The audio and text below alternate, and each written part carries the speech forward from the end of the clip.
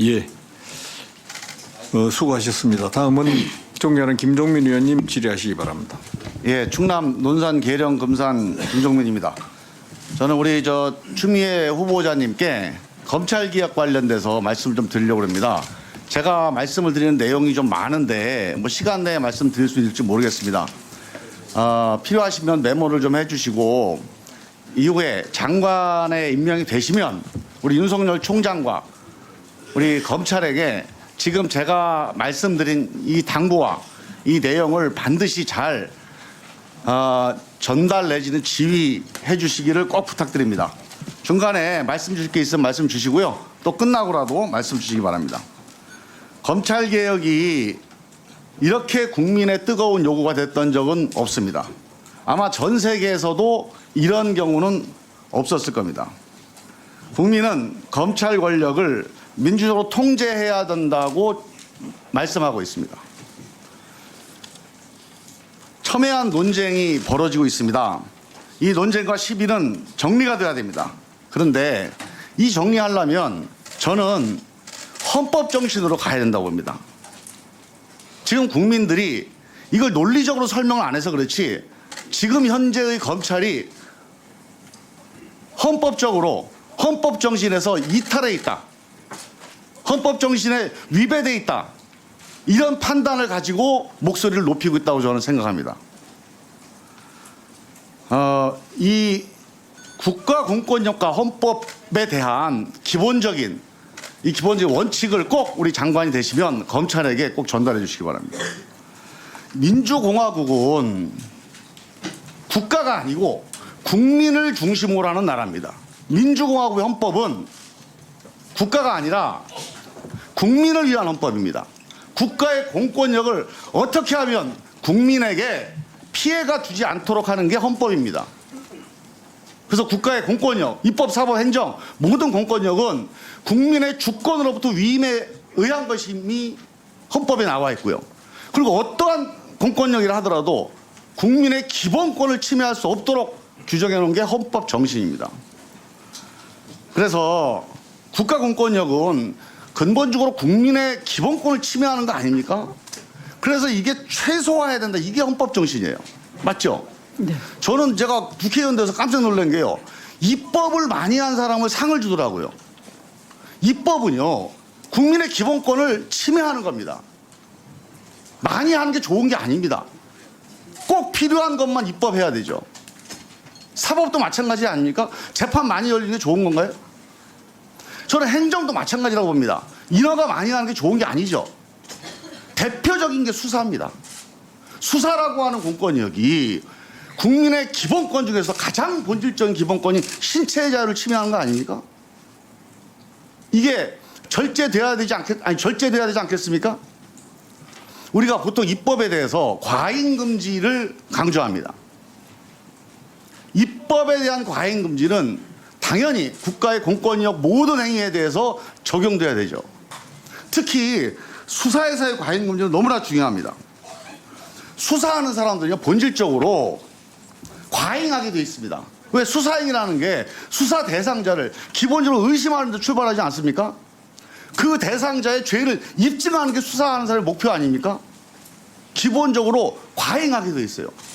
그래서 이 과잉하는 것을 금지하도록 제도적인 통제 장치를 만든 게 그게 검사입니다. 검사는 수사하는 사람이 아니에요.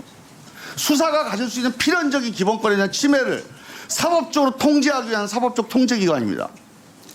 그런데 전 세계에서 유일하게 대한민국만 검사가 수사를 하면서 이 수사에 대한 사법 통제가 실종돼 있어요. 지금 검사가 영장 청구를 합니다. 헌법에 나와 있어요. 이게 엄청난 사법 통제 아닙니까? 그런데 검사가 수사를 해요. 그리고 영장 청구를 합니다.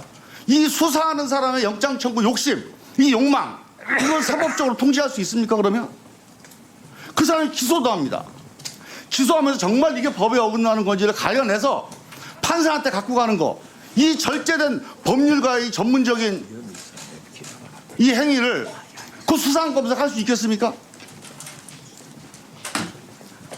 지금 대한민국의 이 모든 상황이요. 대한민국 검사들은 그동안 해왔던 걸 하는데 왜 문제냐 이렇게 얘기하고 있어요. 수십 년 해왔던 게 잘못된 겁니다. 유월항쟁, 촛불 집회, 대한민국 국민들이 이제 민주공화국의 시민, 민주공화국 국민으로 우뚝 서는 순간 지난 70년에 이런 부당한 헌법 위반적인 공권력 행사를 반성하고 고쳐야 됩니다. 이걸 안 하고 있는 거예요. 왜? 그동안 하던 대로 하는 겁니다. 이게 위헌적 상황입니다. 이 위헌적 상황은 본질적으로 검찰의 과잉 수사 또는 부실 수사가 이어집니다. 지금 장관 되시면요, 지난번에 그 조국 장관 부인의 청문회 때 기소한 거 있잖아요. 그 기소가 재판부에 의해서 엄청나게 거의 탄핵 수준으로 판결을 받았습니다. 수많은 피의 사유 공표가 있었어요.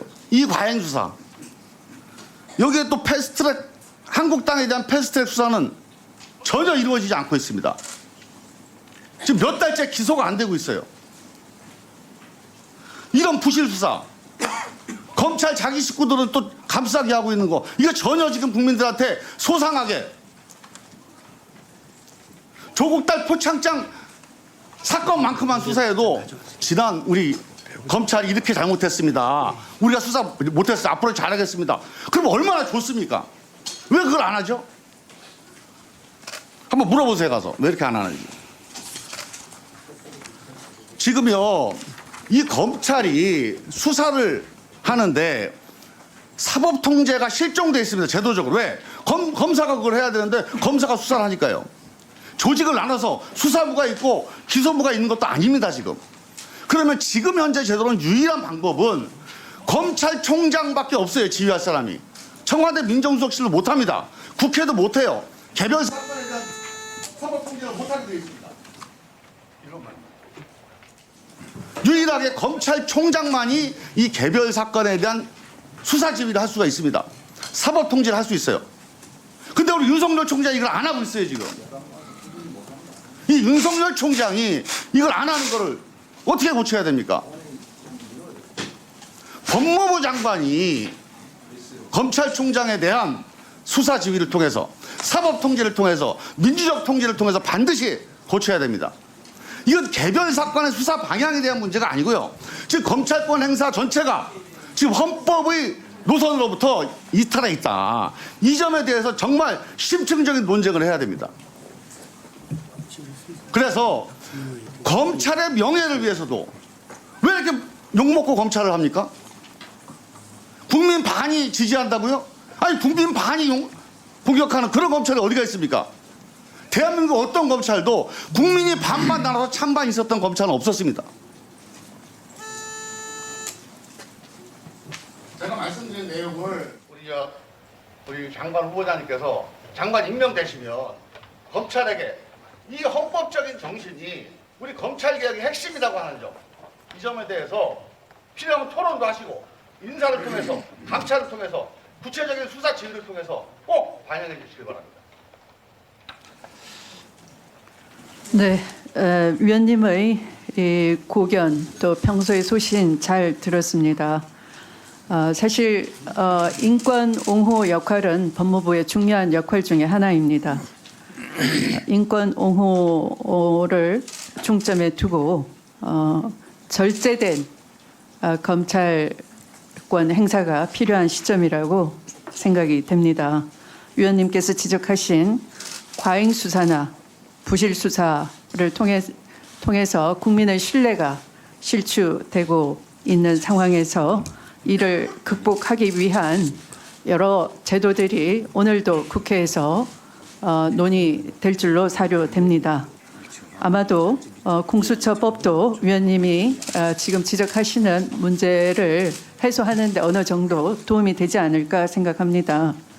위원님께서 지적하신 민주적 통제가 결여된 검찰권 행사에 대해서 각별히 유념해서 제가 만일 법무부 장관에 취임한다면 제가 가지고 있는 헌법과 법령에 주어진 권한을 제대로 행사를 해서 지휘 감독해 나가도록 하겠습니다.